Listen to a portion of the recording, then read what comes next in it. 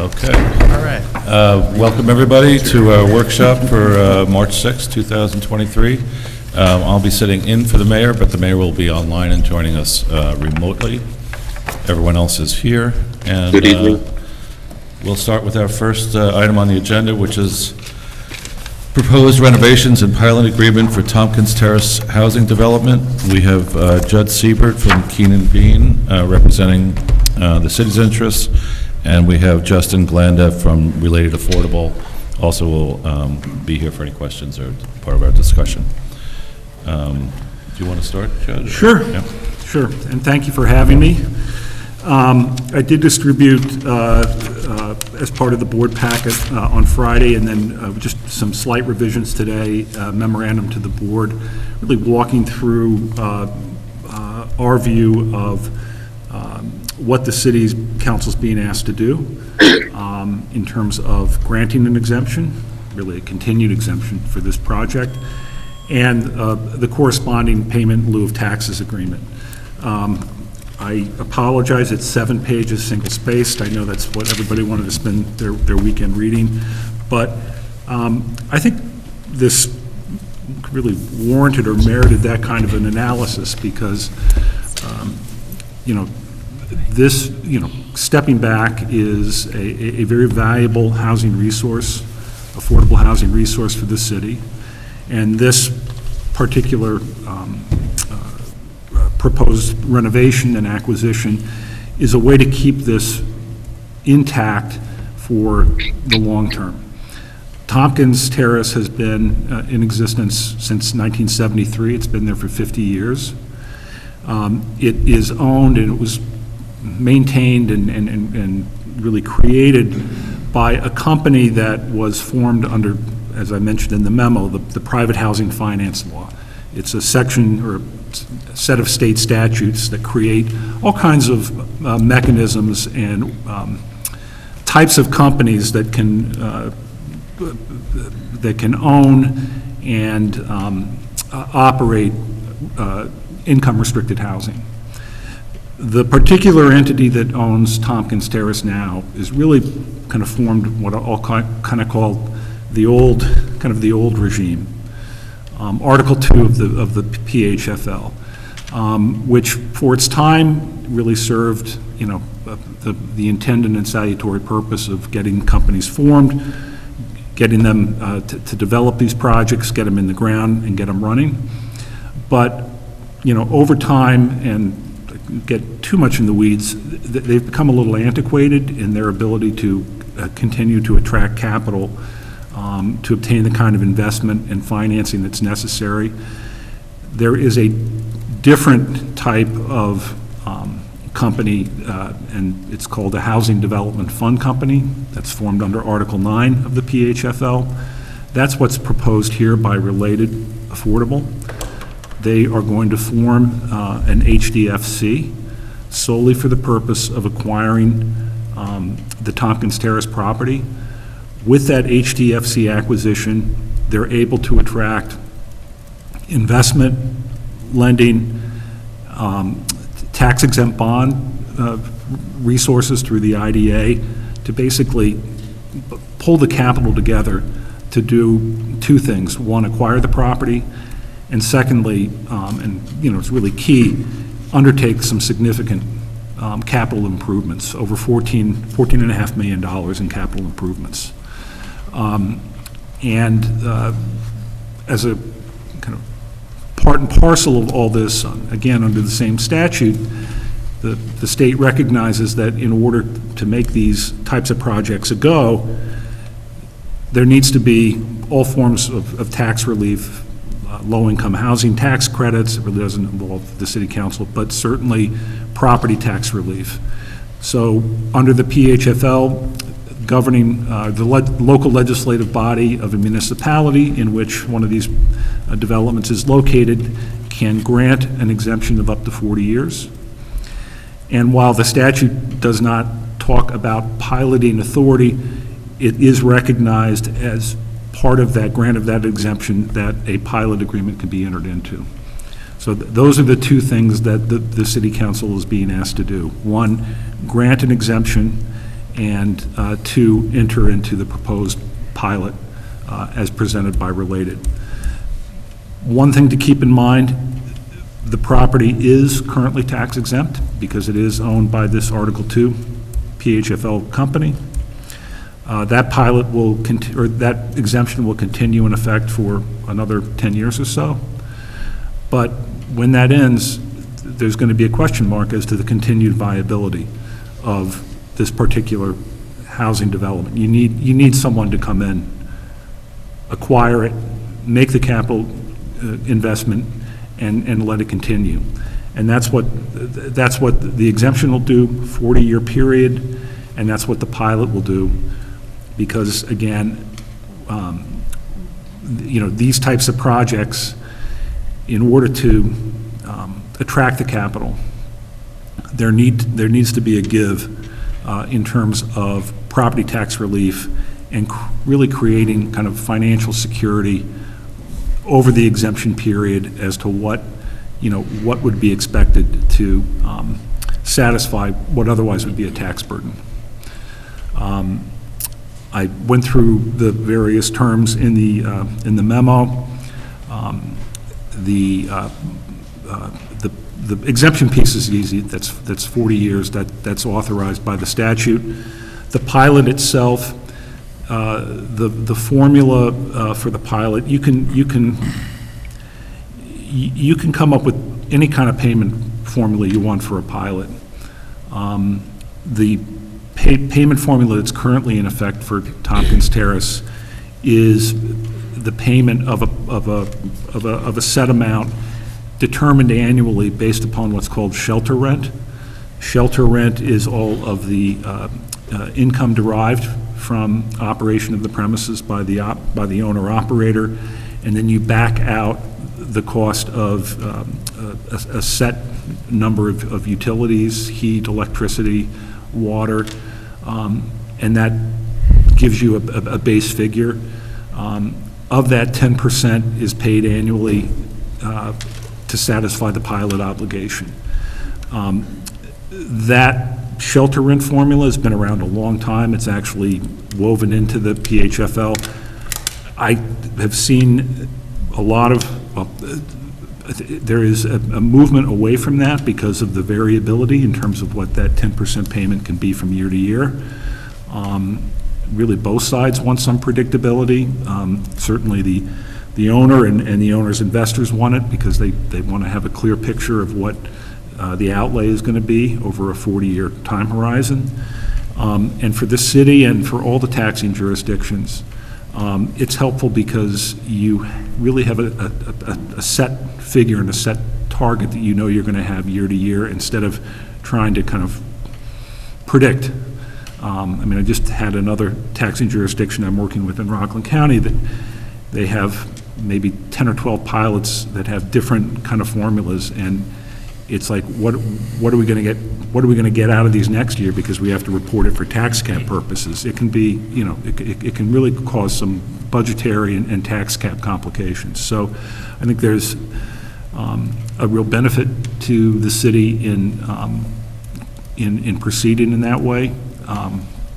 The 2.25% increase is kind of tied really to a kind of a prediction of overall increase in tax levy, kind of recognizing the tax cap.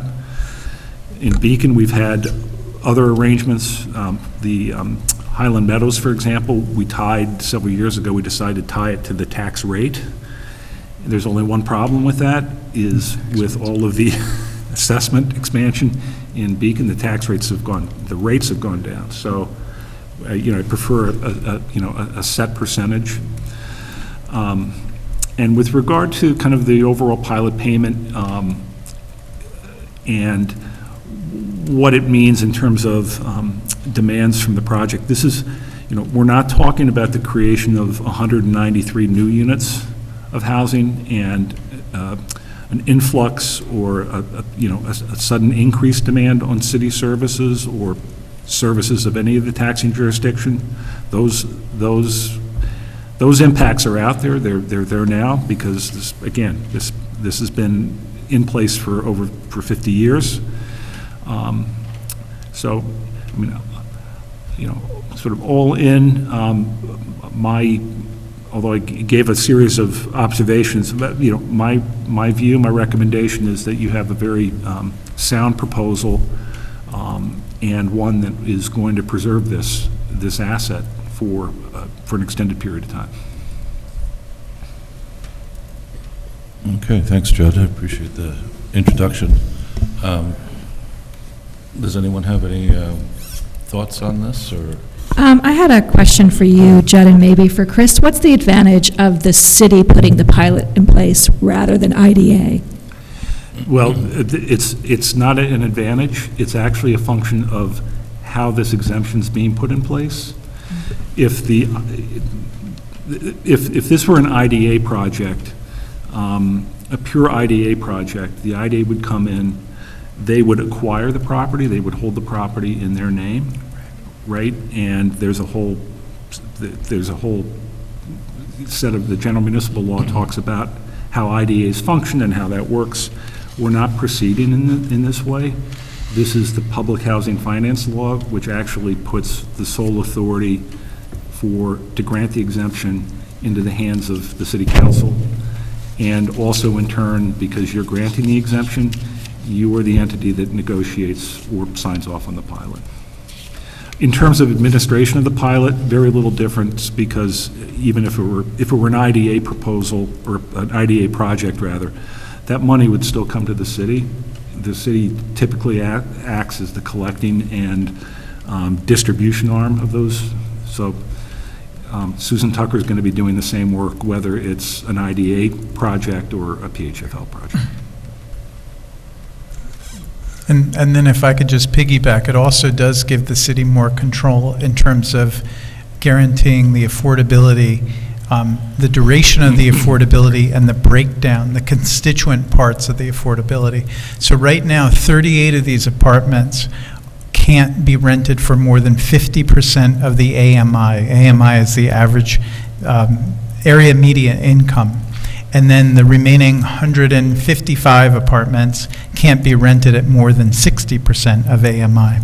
So not only are we going to keep this affordable, but we're going to make part of our part of the agreement that those affordability levels have to be maintained. So what we have today will be in place for 40 years. Yes. Good. Yeah, and then the other thing is that they will eventually go back to the IDA for the tax-exempt bonds. And one of the things that the attorneys reviewed with me and the mayor is a reasonableness assessment that was prepared for the project. Once they go to the IDA, that will be made publicly available. But what we found is that they had prepared this for the IDA, and it clearly showed that we're within reasonable parameters. So again, I wanted that local control we want to be able to enforce that and say, if they're not going to hold that, then we pull out of the pilot agreement. Yeah, and that, I apologize, that's the other key thing about not only you're preserving, you're locking in the income restriction standards that are in place now are going to just carry forward for that 40-year period. No change. So despite any capital improvements, like I know in rent-stabilized places in the city or something like that, when they make capital improvements, those are basically an opportunity to raise rents. So that won't happen here. That will not happen here. Both the resolution I prepared indicate that that's a condition of the exemption, and the pilot agreement has a schedule that makes explicit reference to the unit breakdown that Chris mentioned too, and adherence to those standards. And I think, Molly, you may have mentioned this in an email earlier today amongst ourselves about starting with year one at 310. How do we come up with that number, and why are we starting there? You're starting there because that is the developer Related basically did a kind of a pro forma projection of what a shelter rent payment would look like after the project is acquired and the capital improvements are made, and that's the number. So the thought was, let's start with, a projection of what shelter rent, the 10% you're getting now, what that would look like upon project completion, and use that as a starting point. That 310 is $30,000 or $40,000 above where you were in '22, so it is an increase. And the previous company that ran this facility for the last 50 years or so, I assume that was a nonprofit, or was it? No, well, it's this sort of, it's not completely nonprofit, but it's certainly limited in terms of the income and the profit it can make. It's there are restrictions on what you can earn. There are restrictions under Article 2 of the PHFL under what the owner can earn by operating this type of property. I guess I'm just, and this is maybe just general, and I've heard it chatter on the street and social media and stuff, but this is a for-profit company that's going to be taking this over, so there has to be room in there for them to make profit, I assume, in this whole deal. There is, and I think the article, the piece of Article 11, which is the Article 11 of the PHFL, recognizes that there has to be some money in it for the owner. But these are not transactions that produce windfalls. I mean, the margins are very, very tight. And keep in mind that once acquired, it's not, this particular property and the HDFC that related will form, the ownership, they continue to be under the watchful eye of the New York State Division of Housing. Comes in, they're subject to audit, they're subject to certain, financial requirements going forward, the maintenance of capital reserves, so that if, there are future improvements that need to be made, those can be drawn on. So it is, it's not as if, I can buy an apartment building and run it any way I want. This might be a question for Justin, but with the 310 base, do you know if that projection took into account the most recent AMI for our region? The numbers that were in the presentation seem to be numbers from a previous year, so I was wondering if you could confirm that. All right, there's a podium. Thank you. Sure, so the 2022 audit has not yet been finalized, and the way the current structure of the gross shelter rent works is it's a calculation based on those final year-end figures, which is in process now. So I don't yet have those numbers for 2022. That is a payment that made in 2023. I think it's typically made around October, based on the history I saw. And so that's just the annual cadence of it. So it gets finalized later in the spring or mid-year, but that's the information I have right now. Okay, so to make sure I understand, so the most recent AMI figures would be taken into account, the AMI figures for 2022 are taken into account in the payment that's made in October of the following year, in this case, October 2023. Correct. Roughly October, not to hold you to that specific month. Roughly, and then it also bakes in everything else around just rent collections, vacancy, bad debt expense. Right, how many people are living in the unit at the time? Sure, and the utilities as well. If they're higher or lower, that impacts the calculation as well. Could you talk a little more about the HDFC? This is I'm going to guess, a Housing Development Fund Financial Company. Corp? No, Okay. Housing Development Fund Company. Okay. And it's just a particular creature of the New York State private housing finance law. But what is it? Sorry, so related would... It's basically an affiliate of Related that they form under Article 11 of the PHFL, and the PHFL restricts the type of operation that the HDFC can engage in. Okay. And so the city will keep a watchful eye and make sure that everybody's in keeping with the contract for the next 40 years. Are there any outside of this contract, are there any reasons, processes, programs, excuses why someone could get out of the deal? Or why the HDFC can stop providing affordable housing, aside from us having this agreement? Well, under the pilot agreement and under the grant of the exemption, their adherence to affordability standards rest with the exemption is conditioned on it. And So, say that again? the exemption is conditioned upon. Okay. So if there is a default, if they should walk away from those requirements, the first hurdle they would have to overcome would be New York State, because New York State is kind of on the front line with regard to this type of housing, just in terms of making sure that the income restrictions and the condition and the rest are being followed. But the pilot agreement itself has a default provision, so that if there is a, if there's a retreat, or if they're not abiding by the affordability standards, we serve a default notice to Related, to the HDFC, to the project lender, and if it's not cured, then we pull the exemption and the property goes back on the tax rolls. It's a pretty big hammer. And the financing company, KeyBank, would also have a keen interest in making sure that this doesn't go sideways. It's kind of like, if you don't pay your taxes, your mortgage company will step in. Right. So they have rights under this as well. Thanks very much. May I ask a question just to clarify something? My understanding is, let's say this doesn't happen. Let's say Related decides not to do the project, and they want to remain where they are today. They don't want to renovate the apartments.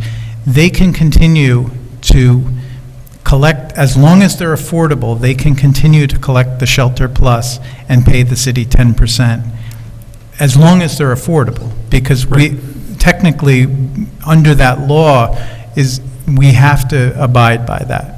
There wasn't a written agreement in place, but there was like a memo from the state saying, This is what you're going to do. This is what you're going to do.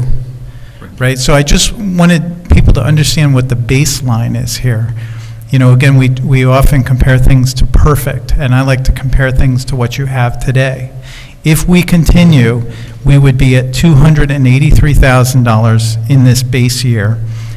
We're not assured that that's going to go up, because as vacancy goes up or expenses goes up, that can change, and we've seen that vary by up to 8% of a decline. And again, this locks in real predictability and compounds every year at 2.25%. And it's the city council's prerogative in terms of what you're going to do, but and this isn't necessarily a legal opinion, but I think there needs to be a kind of a different analysis when you're looking at a pilot agreement for a PHFL for affordable housing, as opposed to a pilot agreement through the IDA for a commercial project, because again, the affordable housing operator is one, preserving and creating kind of a community benefit long-term. With certainly they're going to make money, but it's not, this is not a full profit, full FUL profit, exercise on their part. Whereas a commercial deal, IDA deal, it's just it's a different. It's a different type of, certainly there are benefits, but I think there's more of a focus on trying to maximize the pilot dollar on that kind of deal, as opposed to affordable, where you're making trade-offs for what you're getting as a community. And really, if I'm interpreting it correctly, the only way that the city would get a lot more tax dollars is if they withdrew from the state programs when they expire and went to market. Correct. Yeah. So And then we would lose affordable housing. And then you yeah, lose we 190 would get units. more money Yeah. because we could then, tax them at the assessed value. Right, That's the trade-off here. yeah. Hey, sorry, these microphones always squeak when you move them around.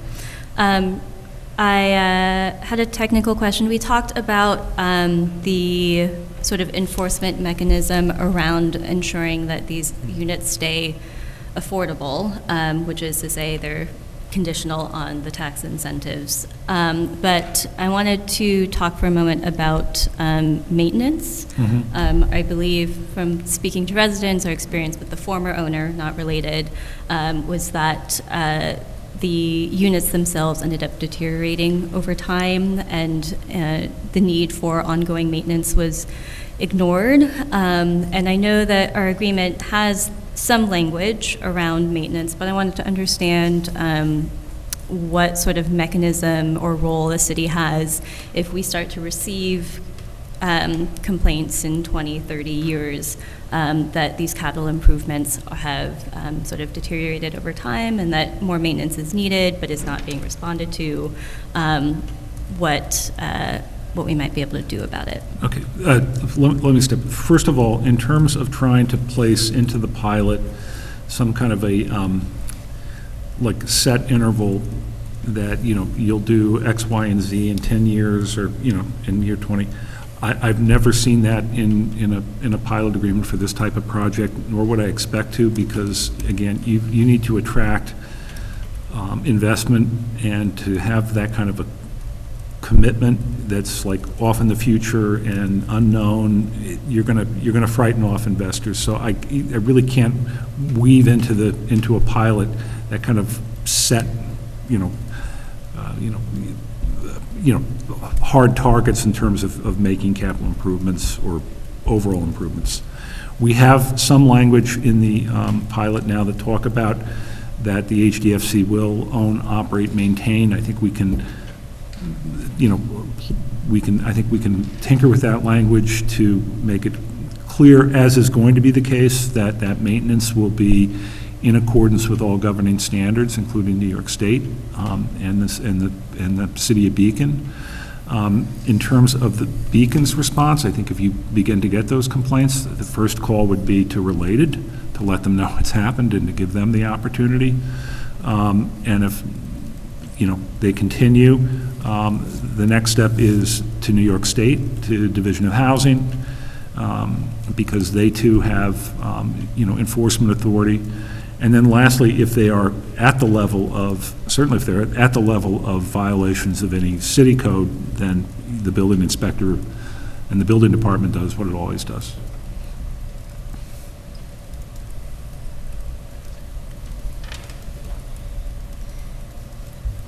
Thank you for laying that out. My other question was to make sure I was understanding correctly a section in your memo that was describing the shelter rent. Yeah. And there was the range given of fluctuations between the, I'm going to get these terms wrong until I find what I was looking at. The range in pilot revenues that you said had spiked historically as much as 21%, Yeah. And decreased by as much as 8%. If I'm reading this correctly, this is putting our set 10% right in the middle of those? No. So No, okay. So that's just to say what's happened over the past 10 years with regard to the computation of that 10%. And the point I'm trying to make is that because there are variables in terms of what the overall pie is going to be as far as shelter rent, how much income is coming in, are there vacancies, are there collection issues, what are the prevailing rents when you take AMI into account, and then what are the cost of utilities? I mean, just think of the last year or so in terms of cost of heat and electricity and all the rest. So that overall pie can expand, it can contract, and then so too does the 10%. That's what I was referring to. So it can be, it can be very unpredictable. Okay.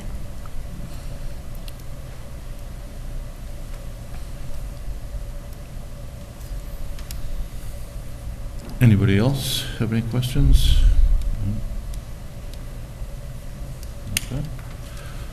Okay, well, thank you very much. And then, Appreciate George, it. if I could, we'd like to move items 5 and 6 up Mhm. while we have Judd here to talk about the tax settlements.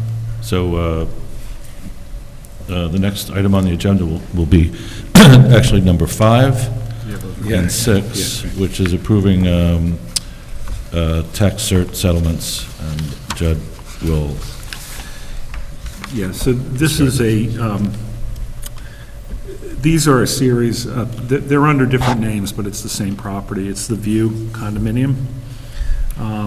This is like the third time around. While the View was under construction, and before the condominium plan went into effect, it was a single tax parcel.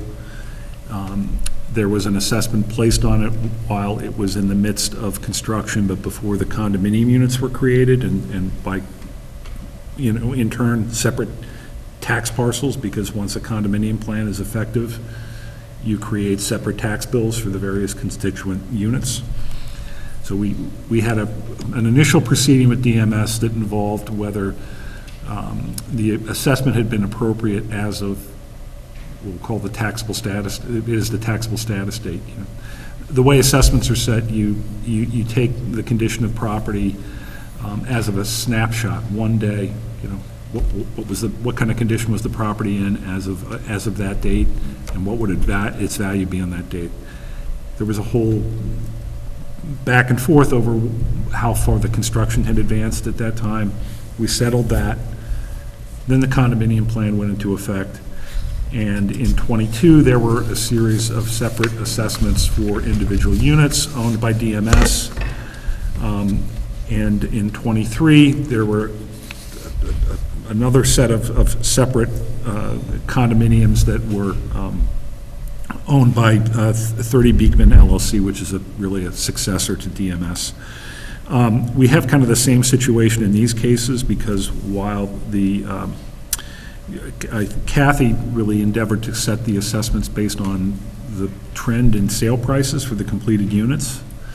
The problem was that as of the taxable status date, these units were not fully complete.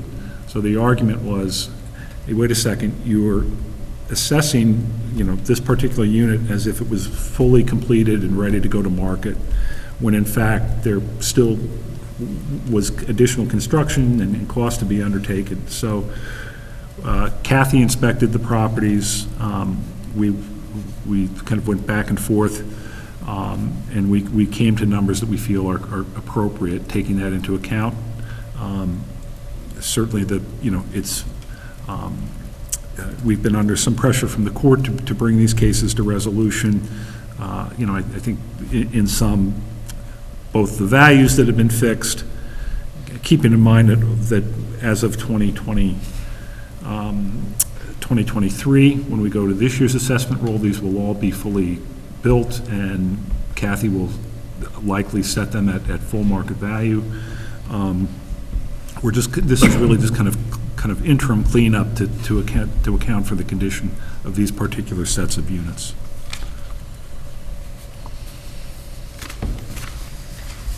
So I think you basically just said this in the last thing you just said, Judd, but the idea is we're not expecting, and the challenge seemed to be about when it was assessed based on when it was a fully viable Right, correct. condominium. So we're not expecting this to continue for 2023, at least not for these reasons, Not given for that these they'll reasons, be. right. It's like, some people just never go away. But, yeah. Hey, Yeah. it's their right. Yeah, right, That's yeah, for right. the public record. No, but I And can no also, guarantee- but I appreciate you working with Yeah, them what is to it do they that. say in law school, anybody can sue, the question is, can they win? Bottom line, I think with all of these units, because they will be complete, we'll be on a very solid footing in 2023 if there are challenges. Great, thank you.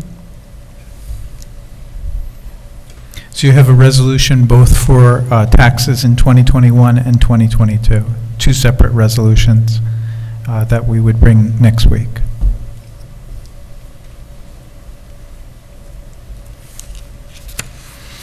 Okay, so that applies to both 5 and 6 on the agenda, or previously 5 and 6. Now we'd go back to number 2, the original number 2. Number 2.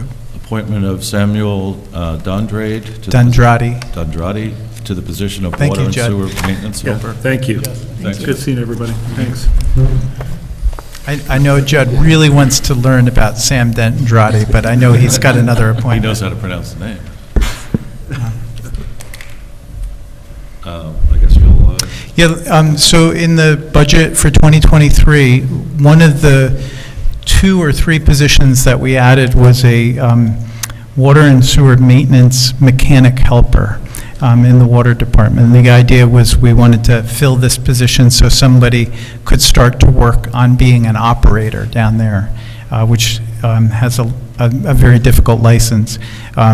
Ed Balicki, who's the water and sewer superintendent, and Sarah Morris, our HR director, did interviews.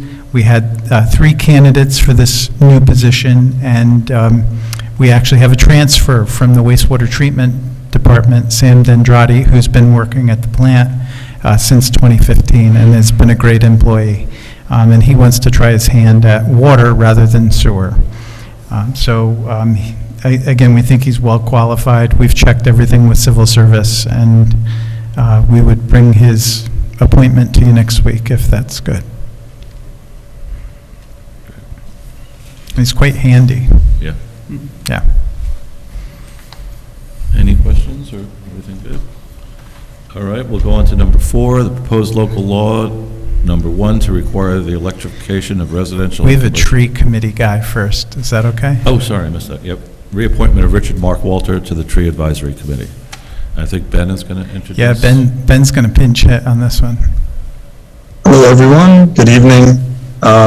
Mr. Mark Walter didn't have a resume to provide for your reference, but I did ask an exchange back and forth with him a little bit to provide some background on himself, his time with the committee, and his professional experiences.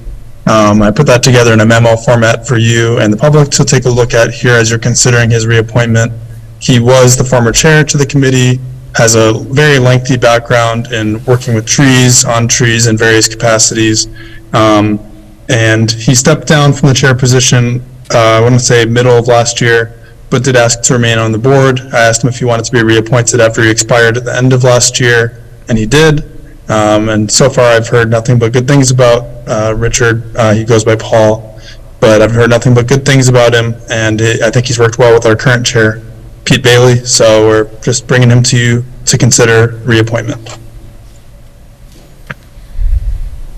That's it.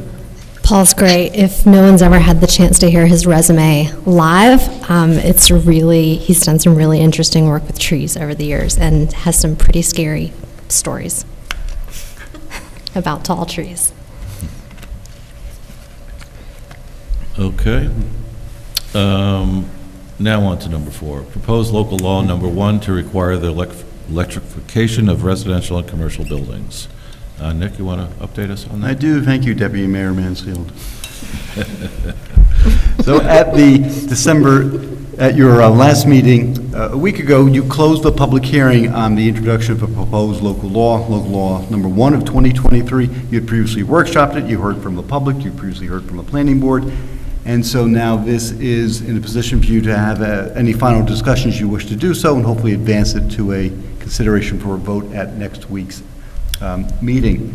Just a little background. The only change to the legislation in the packet was to add back in the exemptions that our office unfortunately had not included. There was a typographical error in that subsection 10632A3 on the exemptions did not include the complete language, so we've added that in. So that now mirrors the state. You may recall that when we first started this local law, we wanted to make sure a couple of things. One, that it was able to be implemented by the building inspector, and it was easy for residents and the developers to follow. I believe that has been accomplished here. You may recall we had looked at the Ithaca model, and that was not a model. It was certainly well-intentioned and well-written. It went a lot further than us in terms of how to point system, and it was a lot different. So we started crafting our model, and we then looked at the two versions that are up in the state. One is as part of the governor's budget, the other is the two companion bills in the Senate and the Assembly. And over time, through discussions with the city council, we have modified the city's version so that it's very similar to the state. It's different in the sense that you only have one phase-in period, January of 2024, for both residential and commercial, and it's similar in that the exemptions are identical to what is the state has in its code. We've also, in the intent and purpose and the findings, have gone into some detail, and that was for the purpose of the council wanted this to be a model that other communities could follow. Similar to the Stretch Energy Code, Beacon was the first after New York City, and with sort of an all-electric act. Ithaca has something, it's similar, it's not fully implemented yet. New York City has one, but you were really the first town, village, or city that would be adopting a all-electric act. In our discussions with NYSERDA, they indicate that they have two communities they're working with to create a model one that would be available from NYSERDA to advance to other communities. That's not going to be considered by those two communities until at the earliest the end of this year and potentially January 2025.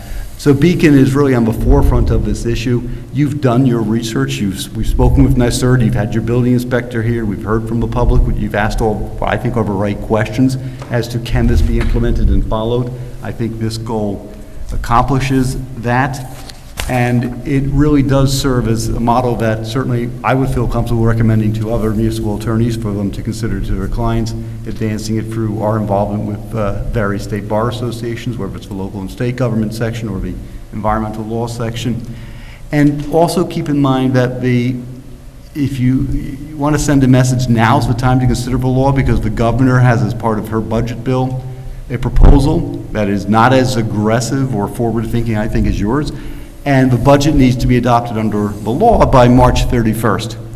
So by considering it at your next meeting, you would then be able to say that Beacon has adopted it before the state, and then hopefully the state is following Beacon's lead. But also what I think is nice is when you consider the resolution next week, should you place on your agenda, as part of that, we can ask that a copy of the law be sent by the mayor to your elected officials, Senate and Assembly, as well as to the governor's office, to show that your support and that Beacon is truly a beacon in this climate change, and that you're following the Climate Council's recommendations. So tonight is sort of the last chance to have any final comments on this law if you wish to do so. I'd just like to revisit, and as many times as I've read it, I don't fully understand why it's in there or what it's doing, but 106-34B, this is about the 5-year period. I just don't understand why that's Which section again? Yeah, 106-34B on page 5, it's the last numbered, last lettered paragraph. That was put in after a discussion by the council. It's sort of more from the major renovation discussion. And the concept there is that if someone is doing major renovations and they're not going to upgrade to all electric, well, then later on, if within that 5-year period, one of their major systems needs to be replaced, then it has to be replaced with an electric appliance. And so that was, you said 5 years was a reasonable time period where if someone was doing the major renovation, they should think about doing it at the time, but if they don't, and something goes and doesn't last more than 5 years, then they'd have to, at that time, within the 5-year period, replace it with an electric. But doesn't this say that structure involving 75% or more of the heated floor area, that would already trigger a full electrification of the building, no? Not under, it's only if they replace the electric, if they replace the heating system. If they're not replacing the heating system and they're doing 75% renovation, then they wouldn't have to. I see. And this says, well, if you're not going to take the time now, because we think that's the best time, Right. then if you have to replace the heating or water system within 5 years, you have to make sure it's an electric one. So in the 6th year, you could go back to gas, you could replace it with a gas appliance. You could, yes. You Okay. also have the ability to look and re-examine this law, right? It's a law, and I think you would want to, right? Have a report from the building inspector 9 months or a year out, and you can then see what is the, the impact of major renovation. New York State, actually, when we spoke with NYSERDA, they're not looking at major renovations. Right. It's not something that they are focused on. I mean, I thought I think this solution was proposed by the mayor, and I thought it was a good one.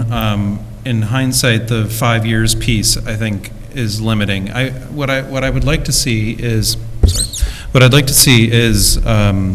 you can do a renovation, maybe you can't afford it at this time, but when you do come around to having to replace your appliances, you will have to replace them with electric. Now, what this is kind of like, I was talking about a loophole. I think what we did was we just deferred the loophole 5 years so that, people they can just ride out the 5 years and replace with gas in the 6th year. So, I propose, and I'd like to hear what my colleagues think about removing this phrase "within 5 years." It's something that I was thinking of, and then we heard quite a bit from the public about. And then further, what that means with regards to notification during property sales, which was raised by the chair of the CAC during public hearing.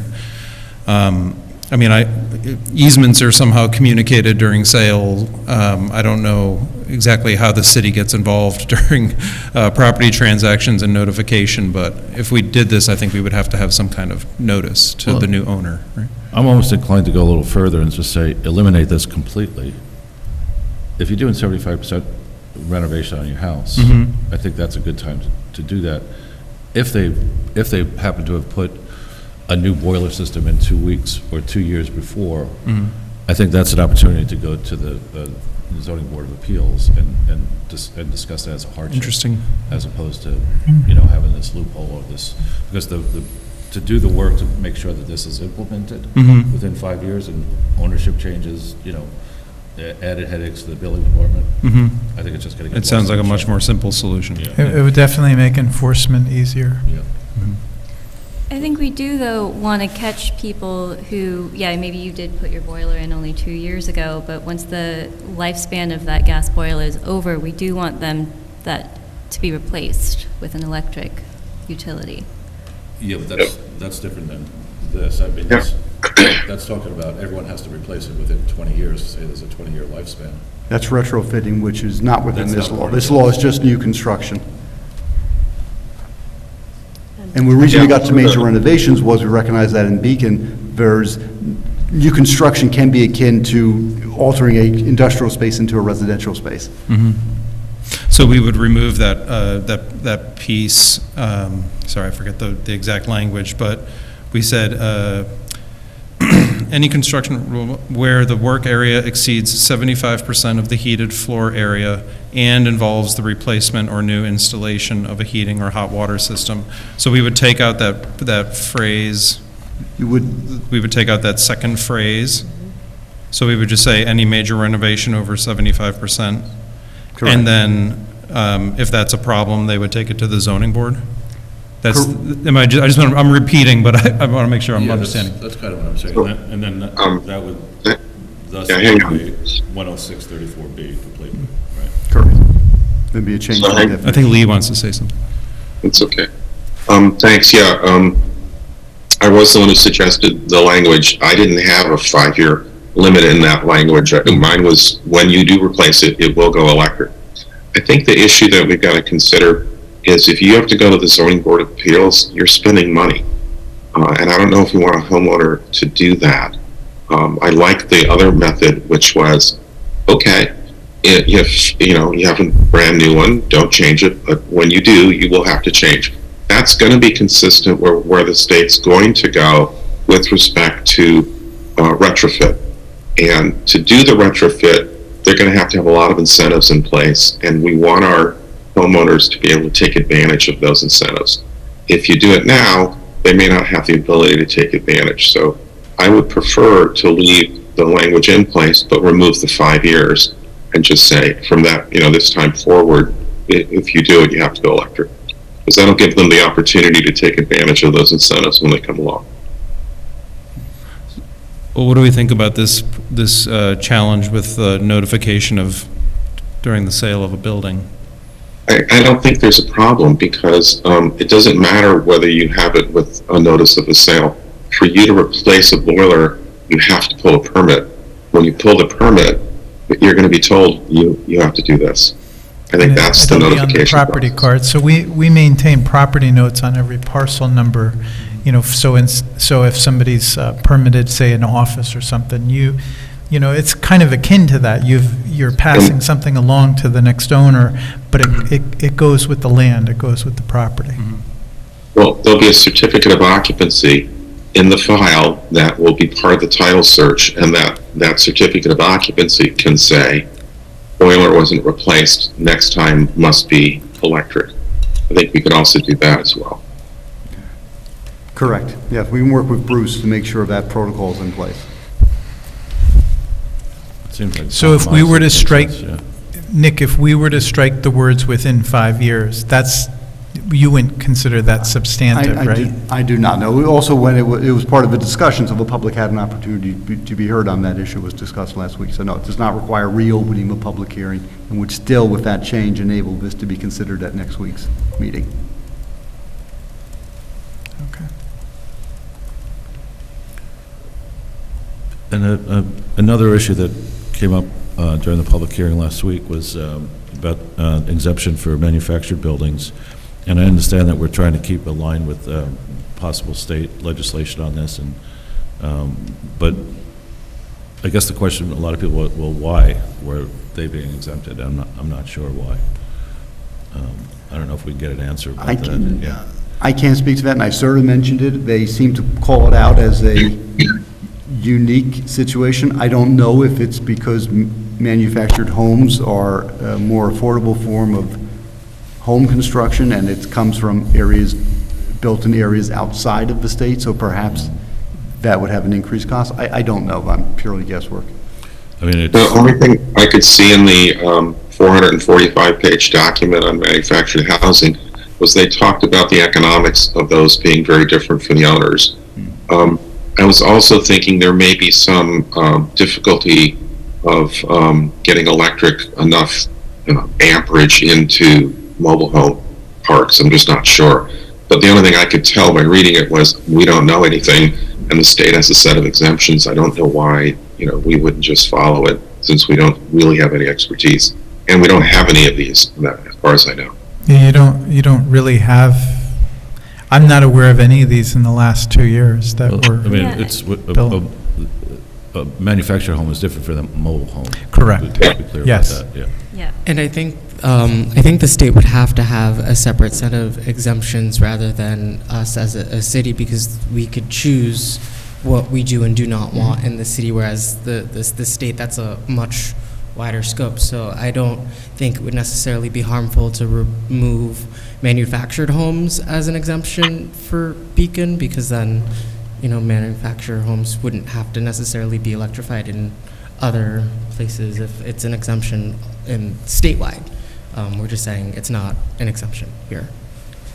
Agreed. I think the only point would be that, to the extent you want this as a model for other communities, those communities who do have manufactured homes, that might then become a hardship later on, potentially. Or they could just put it back in. They could, Right, assuming- they can adapt their own law to their community. It would assume, though, that they have the forethought or awareness to do so. I think it's easier to remove something if you have a model than to add it back see. in. Right, so if it's no import here in Beacon, you'd like this to be a model, and you could also, a year from now, remove it, right? Come back and take it out if you wanted to. I mean- What's nice about yours is to say that, to the extent there are any questions about the exemptions, we followed what the state did. I suppose, but in my reading of this definition of a manufactured home, I live in a manufactured home. It's not a mobile home. Right. And I see no reason why my building or any of the other buildings in my complex couldn't be electrified. So I think that in the attempt to address what sounds like this distinction between mobile homes and manufactured homes, we're actually capturing a lot more than we want to. In your reading. I was unaware that Angela Court was a yeah, manufactured home. I'm Not under, not under this. Okay. Again, look at your definition. It's to be used as a dwelling, there's a typo in here too, Nick, with or without. I think Angela Court was built from the ground up, not in pieces. So That's my understanding as well. Well, when I purchased it, it was defined as a manufactured home. or is it townhouse? It was built in sections and then constructed on-site in sections. Wow, okay. And any and it's case- built on a permanent chassis? Right, I mean, that's the key. Is it? Did you Right, well- look at the chassis? Well, now I'm confused about what a Right, which I chassis think is. is- All right, who can But define a regardless- chassis? Well, right, but the undercarriage, I mean, that's, so I think it's, Does your house have wheels on it? It does not have wheels on it, no. right, so. Are you sure? I mean, Did you maybe they're in check? there. So I thought the concept was, if we really want to do something like a stretch energy code, which is really easy for lots and lots of communities to do, that we would mirror one of the pieces of legislation in terms of exemptions. And then all any local government is doing is just pulling the dates forward and nothing else. And that would make it really easy. Our input from NYSERDA was that was a really logical approach, and that they would consider something like that, because they're the ones who help with the stretch energy code. I think a lot of communities adopted the stretch energy code because they weren't going in and looking at each part of the code and saying, do I do this, do I do that? They just said, do the whole thing, start a year or two earlier. I think it's a great concept. If we really want to be a leader, we need to make it easy. We lack expertise in this area. You know, let's just make it easy. Is there a risk that this could inspire people to start doing manufactured homes instead of regular homes? I think manufactured homes are, as opposed to a modular home, which I think yours might be, which is built in pieces and put together on site. Sure. I think the house, the type of housing that we're talking about here, I think it is on a chassis. It does come almost complete. It also takes, if I'm correct, it's very difficult to get a mortgage, a traditional mortgage for such a thing. So I don't think this is going to happen very often, if at all, in Beacon. So I think I would let it pass and just. I didn't know where you could actually build one of these May not even be in the allowed. city. Yeah. So, I guess I would, there's enough argument for me to keep it as it's drafted now. And you know, we were talking earlier about like if you go out ahead of the state, you're actually influencing the state. The state hasn't adopted this, and if you look at what's going on, there are a number of business entities that are fighting back against the governor's proposal. They just released a poll that Marist did about, most people want gas, and they're clearly fighting back. And one of the things we discussed is, if there's any time to say, hey, the state's right, but we're going to go earlier and we support this effort, it's right before this budget, because it's not a done deal. And again, it's important that we get it right here, but it's also important that we get the state to adopt these broader goals and not drop it, because I don't know that battle's won yet. And we can always tweak this law later, right? Now is how we send the message to the state. The concept of adopting earlier with whatever the state's going for, I think sends a clear message to the legislature and to other communities. And we would send it right up to NICOM, and tell them to please distribute to all their member communities. I don't want to split hairs here, but I do have one question in number 3 of the exemptions. Are we ready to move on to another topic? Sure. Sorry. Manufacturing facility. We don't have a definition for that in our law, Nick, and I was wondering if you could share what the widely, maybe what we're really talking about with manufacturing. I don't want it to be some manufacturing facilities start to be, the kind of this loose definition that every commercial business starts to fit under just because they make a thing. So I know the mayor has been thinking about industrial properties. I guess I'm curious, what is a manufacturing facility, and can this get out of control? I'll check with Bruce to see, it may be a defined term within the New York State Building Code itself. If not, it then takes its regular definition subject to the building inspector's interpretation. he or she is the one who's charged with interpreting the code. And so the manufacturing facility, I'd have to speak with Bruce, but my interpretation would be, it would have to be of, the industrial, the light industrial type of operations, where you're manufacturing something, fabricating it from raw materials, and then creating something new, a new product out of it. Okay. It's not just an assemblage. It wouldn't be a substantive change to add a definition to the law, right? If we can find a definition for a manufacturing facility, if we could include it in the law? Is anyone else in agreement with that? Yeah.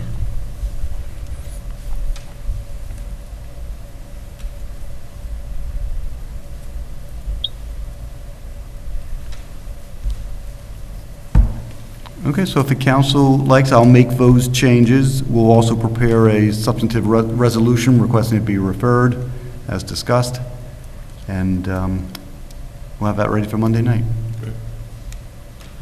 So this can be voted on Monday? It can be, yes. Thanks, Nick. You're welcome. Thank you. Thank you. Okay, now we'll go down to number 7 on the agenda, which is accepting fire hydrant easement agreements at 29 Riding Ridge Trail and 30 Riding Ridge Trail. Nick? If you thought the last topic was exciting, wait for this one. So this concerns I think the final closeout of the development of the Polo Field residential subdivision. Wow. And so the city previously accepted, maybe 18 months ago, Riding Ridge Trail as a public road, and there were some closeout items that needed to be completed. And when one of them was obtaining a title report, when we obtained the title report, it confirmed that the developer still had good, clear title to the property, but it showed that the survey indicated that 2 fire hydrants, which are to be owned, operated, and controlled by the city, were located partially on the public street that the city had accepted ownership of. However, a portion of the fire hydrant was also located on private property. Not uncommon, right? The villagers are out there, and sometimes, when they're putting it in, it's appropriate to move it somewhere off a quarter inch, because when they put the pipe in, that's where it ended up. So unfortunately, it was located partially on private property, and we wanted to make sure that the city had good, clean title to have its fire hydrant on the private owner's property. And the concern is that when they go to sell their property, the title company would do a survey and then note there's an exception because there's a hydrant on the property, and some overly aggressive attorney or representing someone might then say, well, the city doesn't have permission to have a fire hydrant on your property. So we spoke with the developer's attorney, and they agreed to get easements from the existing property owners to legally permit the fire hydrants to be located on their property. And so that's what this document is before you. And then if it gets voted on, so it's for 2 different properties that needed to give us easements. So the 2 property owners have signed it. We are in possession of them. And then once the council adopts this resolution, we'll work with the developer to have it signed by Chris and then get recorded. Nick, is there anything else that kind of fits this category down at Riding Ridge?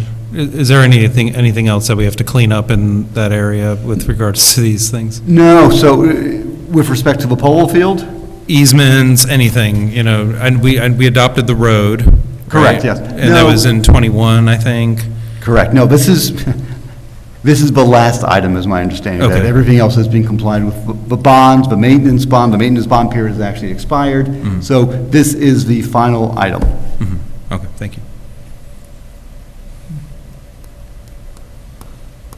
Is there something about the polo court that? No. Okay. This is it. So I have nothing further. We have a resolution on for next Monday. Okay, great, thanks. Thank you. Number 8 is the proposed amendment to the 2023 general fund budget. Chris? Yes, so this is a proposed amendment to the general fund that would transfer $40,615 out of our contingency fund and put it towards storm drain repair. We have an area where one of the roadways started to have a sinkhole, and when we investigated, it turns out that the stormwater pipes below it are starting to collapse. This money would be used to basically do what's called slip lining, where we put in this very, very robust form inside the pipe, and it keeps you from having to dig up the whole thing, and it still gives you essentially the same width. It just coats the the pipe with a much stronger material, and then we can backfill so that the road doesn't continue to sink. And this is our second budget. We did one budget amendment, I think, in early February, so this is our second one. And were they both out of contingency? Was the last one out of contingency? Was it police overtime? No, it was the motion detector right, on yeah. the light. Chris, I have a question. When these budget amendments are proposed, particularly with contingency fund, can we also see the balance of the contingency fund in here when Susan makes the memo? Just so we know that we're not, because it's a helpful piece of information for us, I think, to know where we are with the contingency fund at any given time in March. I almost said February, March. We're doing really well on contingency right now, and I'll talk to Susan and see if we can do that. Thank you. Again, she wouldn't propose it if we didn't have it. Yeah, We'd I be- trust her. It's just nice to see the balances. Yeah, and later in the year, what we end up doing is we realize there's some items that we haven't used, and we'll just transfer them over too.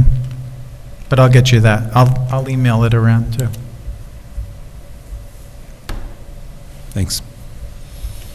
Okay, the final item on the agenda is 2023 City Council priorities, and I believe Molly has been taking the lead on this. Yes, I have, for my sins. Bless you. Thank you, Molly.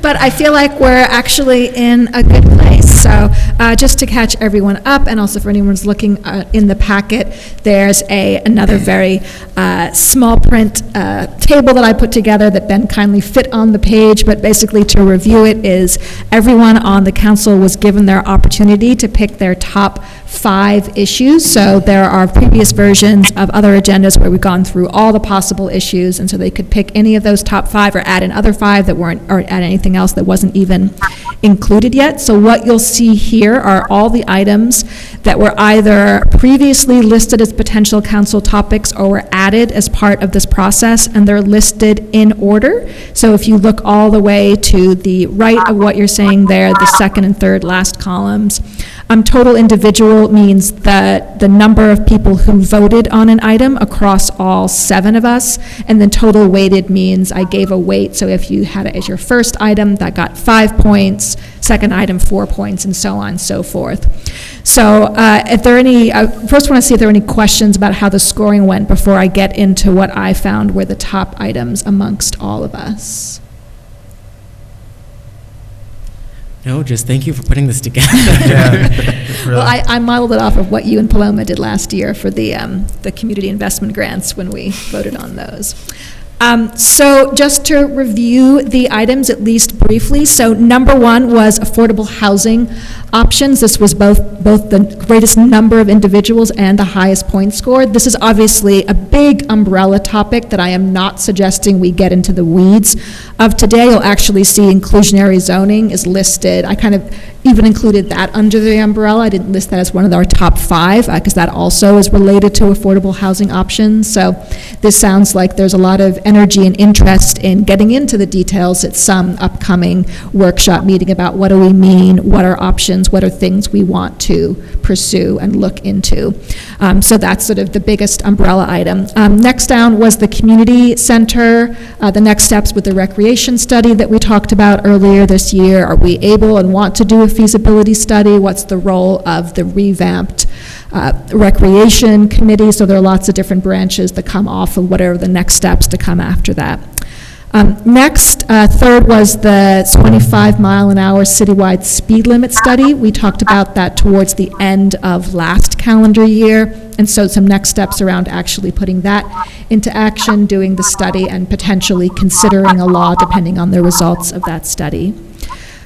Fourth is wanting to hear what the Police Advisory Committee has to say. So I know that the city and Lee have been working on this, so we can maybe hear about when that could be brought before us, but just making sure that isn't lost. And then depending on what the advice of that committee is, there might then be further steps we consider.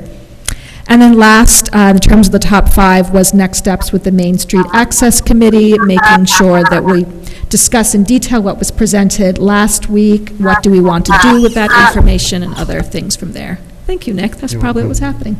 And then I did also list out other items. So in terms of our next steps today, I thought, one, if there's anything that anyone wanted to make sure that they wanted to make a case for or bring up or had any questions about the top 5, we could get into that in the meeting across the council, and then potentially talk about what we want to try to schedule in the next upcoming workshops. Not knowing if we have, say, I know we have some big projects going on, so there might be some other big elements in terms of approving contracts for bids that we also have, but if we have capacity in upcoming workshops, which of these items do we want to prioritize next?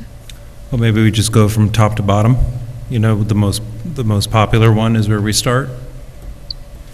In terms of which ones we prioritize, or Like what how we would be on the discuss next them? workshop? Yeah, I have some specific questions, because some of these things have timings, but I'm certainly open to that as well. And yes, housing it's a big one. So. Does anyone have any questions generally about what I shared, or about what our priorities are? Anything they want to add?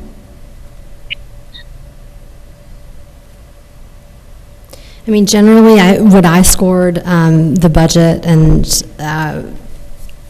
I would say that if I did not score the budget and as my priorities there, I absolutely would have agreed with the top 2 priorities after that, the Main Street access and the Police Advisory Committee priorities. Great. And inclusionary zoning, I think, as part of the affordable housing options. I didn't score that one because I don't see it as separate. Mm-hmm. Yeah.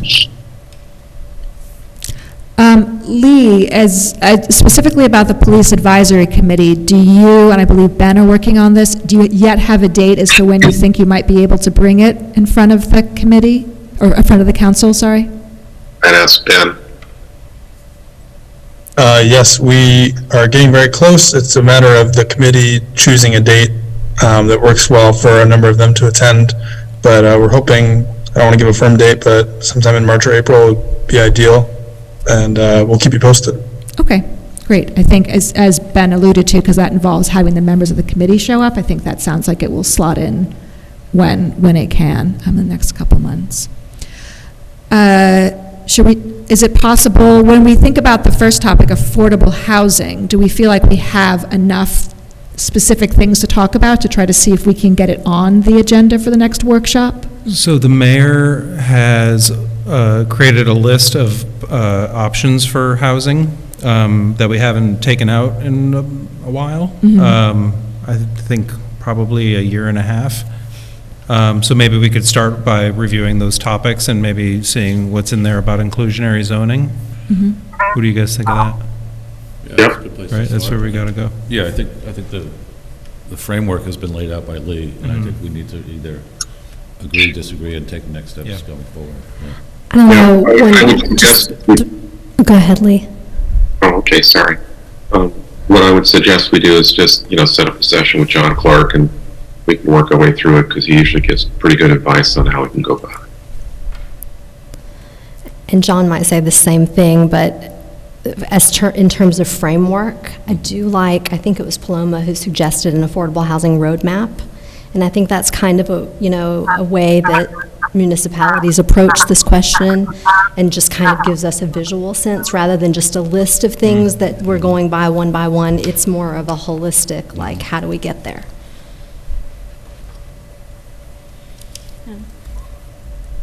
That's it. Well, that'll take the whole year. This is just the next 3 months. Yeah. Housing, speed limit, policing. All right, well, anyone else? No? No? Yep. The last thing that I'll say is that depending on, assuming we do work through these 5, and depending on what we're able to get through, that my thought is that we might want to revisit where we are sometime over the summer, knowing we have other things going on, where our projects are, and just see, like, is there anything we want to bring up that was something else people wanted to vote on. But I think for now, at least for the next several months, 3 to 4 months, if not longer, we have a good list to start with. Yep. Thanks so much for doing this, Molly. Yeah, thank you very much. Oh, thank you all for contributing, so. George, may I make a quick announcement before we Yeah, please. adjourn? The Community Investment Program grant is out officially today. Again, for people that might just be tuning in, the council created this back in 2022.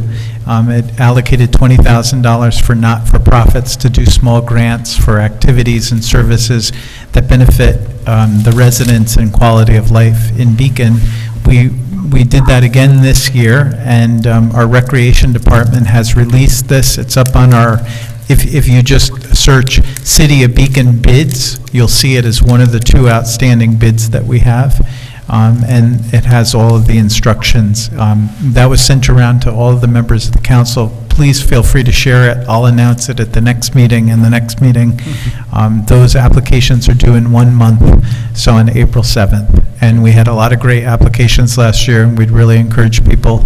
We tried to streamline it even a little bit more this year, so hopefully it's a little more user-friendly. And we are trying to reconstitute the committee for the Recreation Committee to participate in the review of this so that they can kind of vet these and come to council. Yeah, I was going to ask, I don't know if you or Ben happen to know, but are you still looking for new members for that Recreation Committee? I know we have 3 applications. Ben, did we get any more? Just the 3 so far. So I think we have 2, we have 2 remaining. And again, we haven't appointed them yet either. We were trying to get a full contingency. Right, to come in at once, Contingent yeah. to bring to you to approve. And that way we know, we kind of have balance. It's like, okay, people with different skills, people with different backgrounds. Great. Thank you. Okay. Well, I think that concludes our workshop for this evening. We Thank just you all. need a motion to adjourn. Can we have a motion to adjourn? Motion. Second? Okay, all in favor? Aye. Aye. Thank you all. Thank you.